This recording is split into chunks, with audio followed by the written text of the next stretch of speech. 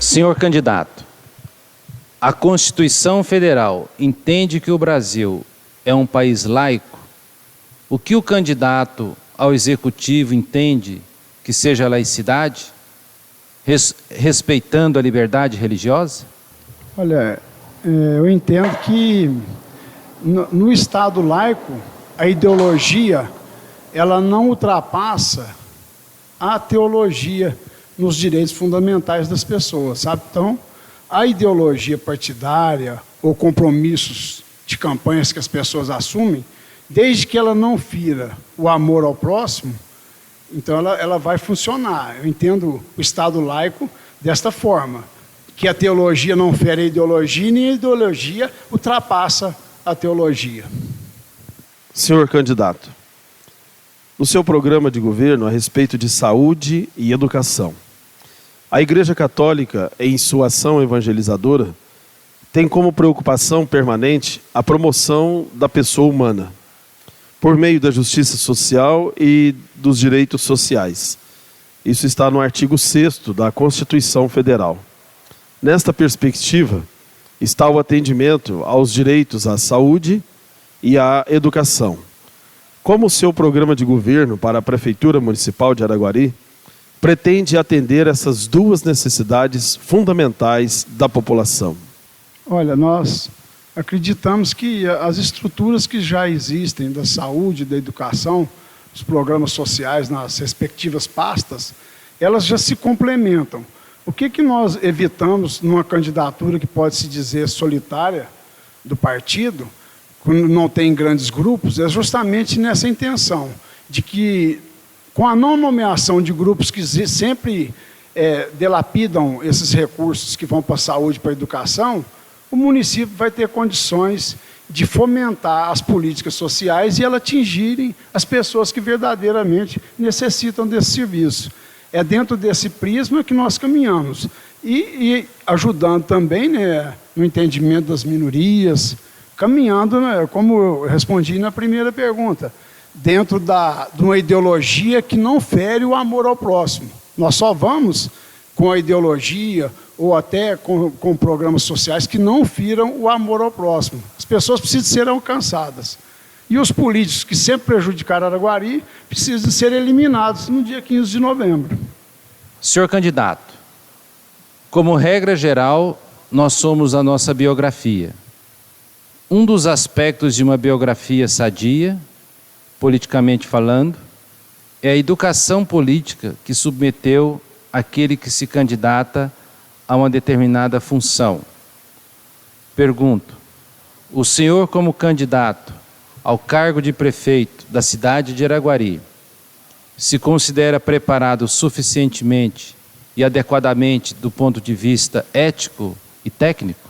Olha, eu me considero preparado, até por causa da estrutura partidária que eu convivo hoje, que é do PSOL, que é um partido que discute os temas mesmo voltados para as pessoas necessitadas, não que eu falo necessitadas como um jargão político, mas que os parlamentares dão exemplo dessa luta e das suas bandeiras. Então, dá para você oxigenar uma vida e um condicionamento que vai te conduzir para uma administração voltada para o poder popular. Não o poder popular do populismo, do clientelismo, mas atendendo os verdadeiros anseios da população nos recursos que são destinados a elas e que têm sido subtraídos de 2 décadas para cá, ou de 1 década. É dentro desse entendimento que eu acredito que eu fui forjado através da estrutura partidária, como outros também são forjados através de estruturas partidárias, mas que praticam o mal. Então, tecnicamente, protegido, né, ideologicamente, fiscalização do partido, fiscalização dos poderes constituídos, da Câmara, do Judiciário, das ONGs, né, das entidades da nossa sociedade, é que nós vamos caminhando. E também pelo principal, que não existe liderança sem fé. Qualquer fé que você professe, você tem um Deus a seguir. E eu vou caminhando com Jesus Cristo nessa intenção aí. Senhor candidato, a respeito da política habitacional, qual é a política habitacional do seu programa de governo para a cidade de Araguari? Olha, veja, Veja vocês, né, os ouvintes também da Rádio América, né, que a Araguari ela já possui programas que estão em andamento, né? Nós não podemos evitar que esses programas se realizem, mas nós temos que caminhar para os bairros que já estão prontos e praticar uma justiça social no sentido do bem-estar, que são bairros que não possuem praças, para que as pessoas possam ter uma qualidade de vida, assim, desfrutar de um passeio, do entretenimento. Eu estou falando do mínimo, mas se houver mesmo os recursos, nós vamos ter ações que vão dar qualidade de vida nesses bairros. Essa é uma correção que nós consideramos de injustiças sociais praticadas com os bairros que já existem. Com relação ao que já está em andamento, dentro de uma lisura, não de superfaturamentos ou de tráfico de influência, nós vamos dar continuidade nos projetos habitacionais de Araguari. Essa é uma forma de conduzir sensata e equilibrada de uma pessoa que se propõe a ser o gestor da cidade de Araguari, né? Cidade de mais 120 mil habitantes. Senhor candidato, é sabido que a Lei Eleitoral 9.504 de 97 proíbe a veiculação de propaganda eleitoral em templos religiosos. O Código Eleitoral proíbe propaganda eleitoral destinada a criar artificialmente, na opinião pública, estados mentais, emocionais ou passionais. Pergunto, qual a posição do senhor no que diz respeito à prática do proselitismo eleitoral em templos religiosos? Eu vejo da seguinte forma, que no Brasil, eu sou leigo nesse assunto, mas eu vou tentar expor, que no Brasil se degladiam a teologia da prosperidade com a teologia da pobreza, né? E o que aconteceu com a teologia da prosperidade no Brasil? Criou um secto, né, de pessoas que vão aos cultos no domingo, de levadismo e oferta para a construção de grandes templos, e abandonou a sociedade. Nós não temos, como a Igreja Católica, pastoral da terra, pastoral da criança. Então, criou um secto de seguidores, pode-se dizer, que estão construindo templos, ao invés de ter um trabalho social com o Brasil, com a nossa cidade, principalmente. Então, a minha avaliação teológica é nesse sentido. E as pessoas são usadas, né? Infelizmente, as pessoas constroem carreiras políticas aí para justamente expoliar as pessoas que são as mais necessitadas. Eu me levanto contra isso, e a candidatura no PSOL, ela também representa um protesto contra essa estrutura teológica que está atrapalhando a minha cidade, atrapalhando o Brasil, nesse sentido. Nós construímos uma sociedade justa, fraterna, amorosa, né, entre os irmãos. Senhor candidato, consequência dos cortes em políticas públicas do governo federal refletem no desemprego, subemprego, vendedores ambulantes e moradores de rua. Como o seu governo pretende enfrentar esta dolorosa situação social? Ele poderia contemplar a possível implantação de um restaurante popular para a cidade de Araguari? Eu acredito da forma seguinte, isso consultando a mão de obra existente na Secretaria de Educação, né, todos os envolvidos nesse projeto, que as próprias cantinas das escolas já podem gerir um trabalho como esse. Não precisa criar o restaurante que depende do CNPJ, vigilância sanitária, mas as nossas escolas, se não houver esse desvio dos recursos públicos das cantinas, igual a Araguari já teve escândalos até de carnes desviadas com superfaturamento, notas sem entrega do produto, através de tráfico de influência de vereadores que detêm esse domínio aí. Então, as cantinas escolares, elas podem funcionar num fomento a esse entendimento de matar a fome.